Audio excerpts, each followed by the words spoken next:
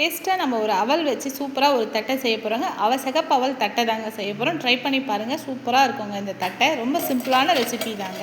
நான் வந்து 1 கப் பச்சரிசி மாவு எடுத்துருக்கேங்க. ஜல்லடையில் நல்லா ஜலிச்சிக்கலாங்க. இந்த பச்சரிசி மாவு வீட்லேயே ரெடி பண்ண மாவுங்க இது. நான் 1 கப்பு வந்து சிகப்பு அவல் எடுத்துருக்கேங்க. இதையும் நல்லா அரைச்சிட்டு வந்துட்டு இதை ஜலிச்சு எடுத்துக்கலாங்க.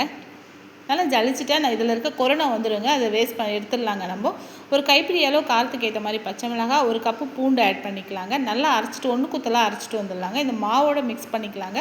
1 கப்பு வறுத்த வேர்க்கடலை ஒன்று குத்தலாக நுணுக்கிட்டு வந்துட்டேங்க. இதில் 2 க்யூபும் 1 ஸ்பூன் சால்ட்டுங்க தேவைக்கேற்ப. நீங்கள் எண்ணெய் பட்டர் வேணான்னா நீங்கள் எண்ணெய் காய்ச்சும் ஊற்றிக்கலாங்க. நல்லா தண்ணி போட்டு திட்டமான பதத்துக்கு பிசைஞ்சிட்டு சின்ன பாலாக பண்ணிவிட்டு தட்டை அழுத்தி எடுத்திங்கன்னா சூப்பராக வந்துடுங்க. இதில் எண்ணெய் காய்ஞ்சோடனே இதை போட்டு எடுங்க. சாப்பிட்றதுக்கு டேஸ்ட்டு சூப்பராக இருக்குங்க. இந்த பச்சை மிளகாய், பூண்டோட வாசனை, அவலோட டேஸ்ட்டு எல்லாம் நல்லா இருக்குங்க. ட்ரை பண்ணி பாருங்கள். இந்த வீடியோ பிடிச்சிருந்தா ஒரு லைக் கொடுத்துருங்க.